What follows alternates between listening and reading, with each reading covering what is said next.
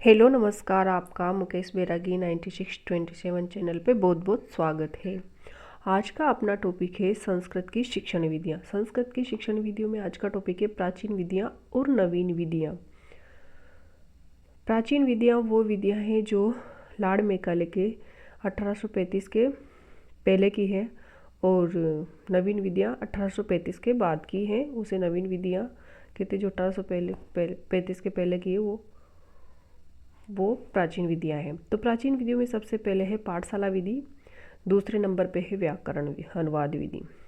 पाठशाला विधि के अंतर्गत निम्नलिखित विधियाँ आती है, जैसे पारायण विधि, कक्षा नायक विधि, भाषण विधि, वाद विवाद विधि और विश्लेषण विधि, सूत्र विधि, व्याख्यान विधि। और नवीन विधियों के अंतर्गत पाठ्यपुस्तक विधि, प्रत्यक्ष विधि, हर बटीय विधि, मूल्यांकन विधि, दंडान्वय विधि और प्रश्नोत्तर विधि, ये सभी विधियाँ नवीन विधियों के अंतर्गत आती है और ये प्राचीन विधियाँ के अंतर्गत आती है। तो सबसे पहले देखते हैं प्राचीन विधियाँ।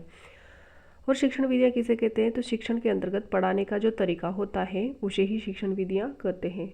शिक्षण के अंतर्गत पढ़ाने का जो तरीका होता है उसे ही शिक्षण विधियाँ कहते हैं। शिक्षण विधियों के कारण शिक्षण प्रभावपूर्ण होता है। इन शिक्षण विधियों का प्रयोग करके ही शिक्षण को हम प्रभावपूर्ण बना सकते हैं।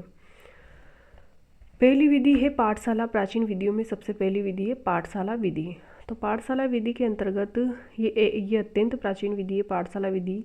इसे परंपरागत विधि भी कहते हैं। इस विधि में है ना शिष्य गुरुकुल में ही निवास करते थे और गुरु ब्रह्म मुहूर्त में वैदिक मंत्रों एवं व्याकरणिक नियमों का ज्ञान देते थे। इस विधि से शिक्षित विद्यार्थियों को पंडित कहा जाता था, अतः इसे पंडित पद्धति भी कहते हैं। 17वीं सदी तक यह अत्यंत प्रभावी विधि थी, किंतु लॉर्ड मैकाले की शिक्षा नीति के 1835 के बाद ही अस्तित्व में समाप्त हो गया। जो 1835 की पहले की विधियाँ है वो प्राचीन विधियाँ है और उनमें सबसे पहले पाठशाला विधि। पाठशाला विधि के अंतर्गत ही पारायण विधि आती है। तो पारायण विधि, इस विधि के अंतर्गत इस विधि में कंठस्थीकरण पर विशेष ध्यान दिया जाता था, अतः इसे कंठस्थीकरण विधि, पारायण विधि को कंठस्थीकरण विधि भी कहते हैं। गुरुजी वैदिक मंत्रों एवं व्याकरणिक सूत्रों से उचित गति में बोलते थे और विद्यार्थी ध्यानपूर्वक सुनते थे और अभ्यास करके उसे स्थायी बनाते थे। जब विद्यार्थी ध्यान पूर्वक सुनते थे तो उन्हें श्रोत्रिय कहा जाता था और जब अभ्यास करके कंठस्थीकरण करते थे तो उन्हें पारायणी कहा जाता था। अगली विधि है कक्षा नायक विधि। कक्षा नायक विधि में है ना गुरुजी के अस्वस्थ होने पर अथवा आश्रम से बाहर जाने पर अथवा कभी कभी गुरुजी अपने शिष्यों की परीक्षा लेने के लिए इस विधि का प्रयोग करते थे। इसमें कक्षा के श्रेष्ठ विद्यार्थियों को आश्रम के संचालन की जिम्मेदारी दे दी जाती थी, जिससे उनमें नेतृत्व करने की क्षमता उत्पन्न हो जाती थी। यह प्रतिभाशाली बालकों के लिए उपयोगी विधि थी, किंतु पिछड़े बालकों के लिए अनुपयोगी विधि थी। अगली विधि है भाषण विधि। भाषण विधि ये पारायण विधि से प्राप्त ज्ञान को और अधिक स्थायी बनाने के लिए इस विधि का प्रयोग किया जाता था। गुरुजी लंबे लंबे उदाहरणों के माध्यम से व्याकरणिक नियमों को स्पष्ट करते थे। विद्यार्थी ध्यान पूर्वक सुनते थे, जिससे पारायण विधि से प्राप्त ज्ञान और अधिक स्थायी हो जाता था। अगली विधि है वाद विवाद विधि। वाद विवाद विधि के प्रतिपादक हर्बर्टसन है और इसमें विद्यार्थियों को 2 वर्गों में विभक्त कर दिया जाता है। वाद विवाद विधि में विद्यार्थियों को 2 वर्गों में विभक्त कर दिया जाता है और विद्यार्थी इसी प्रकरण पर वैदिक मंत्रों के माध्यम से वाद विवाद करते हैं, जिसे शास्त्रार्थ कहा जाता है, जिससे उनमें समाज में अपने विचारों को व्यक्त करने की क्षमता उत्पन्न हो जाती है, अतः इसे सामाजिकृत अभिव्यक्ति विधि भी कहते हैं। विश्लेषण विधि। विश्लेषण विधि के अंतर्गत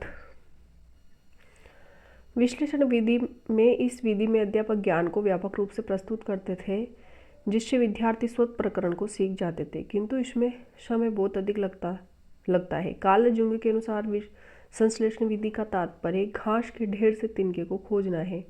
कार्ल जुंग ने कहा कि संश्लेषण विधि का तात्पर्य यह है कि घास के ढेर से तिनके को खोजना, जबकि विश्लेषण विधि में घास के ढेर से तिनका स्वयं बाहर आ जाता है। अगली विधि है सूत्र विधि। प्राचीन विधियों में अगली विधि है सूत्र विधि। इस विधि का मूलतः प्रयोग व्याकरण शिक्षण के लिए किया जाता था। इस विधि का मुख्य उद्देश्य गागर में सागर भरना था। अगली विधि है व्याकरण विधि। व्याकरण विधि, इस विधि का मूलतः प्रयोग प्राचीन काल में द्विभाषी के रूप में किया जाता था, अर्थात इस विधि के माध्यम से छात्र को मातृभाषा से संस्कृत भाषा में अनुवाद कराना सिखाया जाता था। यह विधि सन 1835 के बाद नई शिक्षा पद्धति के अंतर्गत लागू हुई और डॉक्टर रामकृष्ण भंडारकर द्वारा इस विधि का नवीनीकरण किया गया। डॉक्टर भंडारकर ने इसका नवीनीकरण किया। भंडारकर ने इस विधि पर सर्वप्रथम 2 पुस्तकें लिखी, एक तो मार्गोपदेशिका, दूसरी संस्कृत मंदिरात। भंडारकर द्वारा इस विधि का आधुनिकीकरण करने के कारण इस विधि के भंडारकर विधि भी कहते हैं। अगली अपनी नवीन विधियां। तो नवीन विधियों के अंतर्गत फर्स्ट है पाठ्य पुस्तक विधि। पाठ्य पुस्तक विधि के प्रवर्तक कमिनियस है। भारत में पाठ्य पुस्तक विधि के प्रवर्तक डॉक्टर वेस्ट थे। इनके मतानुसार शिक्षण को इस ढंग से सुनियोजित किया जाना चाहिए ताकि जिस अवस्था में भी विद्यालय छोड़े वे अपने पठित अंश का अधिक से अधिक लाभ उठा सके। अगली प्रत्यक्ष विधि। तो प्रत्यक्ष विधि के जनक पामेर-क्रिज है। प्रत्यक्ष विधि के जनक पामेर-क्रिज है। इस विधि को डायरेक्ट मेथड व सुगम पद्धति भी कहते हैं। इस विधि के अंतर्गत भाषा का शिक्षण उसी भाषा में दिया जाता है, अर्थात संस्कृत के माध्यम से या अंग्रेजी के माध्यम से। जिस भाषा में अध्ययन किया जाता है उसी भाषा में शिक्षण दिया जाता है। यानी कि जैसे संस्कृत के माध्यम से तो उसी भाषा में शिक्षण कराया जाएगा, अंग्रेजी को अंग्रेजी के माध्यम से पढ़ाया जाएगा। और या इसमें मातृभाषा का प्रयोग वर्जित है।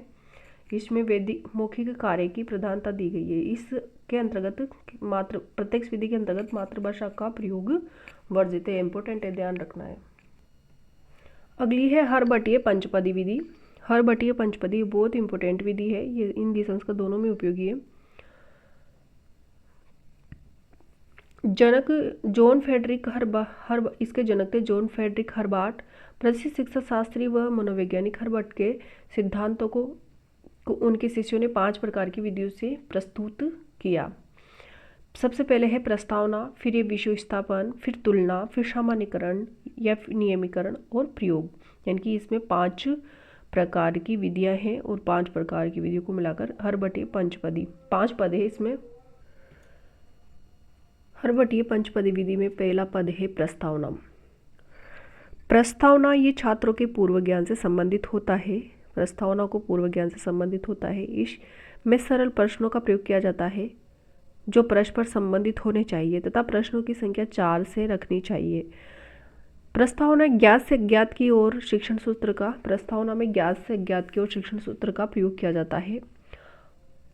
अगला पद है विषय स्थापन। इस सोपान के उद्देश्य के साथ ही विषय का प्रस्तुतिकरण किया जाता है। गद्य विधा में जैसे आदर्श वाचन के साथ, पद्य में स्वस्वर आदर्श वाचन के साथ, नाटक में अभिनय वाचन के साथ और व्याकरण में नियमीकरण के माध्यम से विषय का उपस्थापन किया जाता है। अगला पद है तुलना।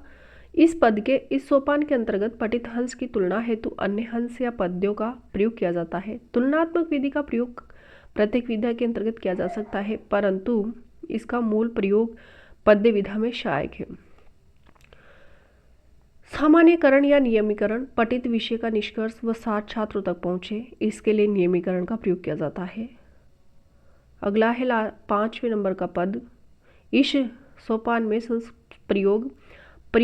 इस सोपान में संस्कृत भाषा के पाठों में छात्रों से अभ्यास कार्य करवाया जाता है। यह अभ्यास कार्य कक्षा कार्य एवं गृह कार्य द्वारा संपन्न होता है। अगली विधि है अपनी मूल्यांकन विधि। मूल्यांकन विधि हरभट्टीय पंचपदी विधि के दोषों को दूर करने के लिए इस विधि का निर्माण किया गया। ये पंचपद में ही एक नया पद मूल्यांकन शामिल किया गया। इसमें प्रत्येक सोपान से संबंधित उद्देश्य की प्राप्ति हेतु कक्षा में किए जाने वाले कार्यकलापों का संग्रह कर उनका मूल्यांकन किया जाता है। तो ये थी अपनी संस्कृत की शिक्षण विधियों में प्राचीन एवं नवीन विधियाँ। तो वीडियो देखने के लिए आपको बहुत बहुत धन्यवाद। वीडियो को लाइक एंड शेयर कीजिए और चैनल को सब्सक्राइब कीजिए और कमेंट बॉक्स में कमेंट करिए कि वीडियो आपको कैसा लगता है और अपने दोस्तों के साथ शेयर करिए।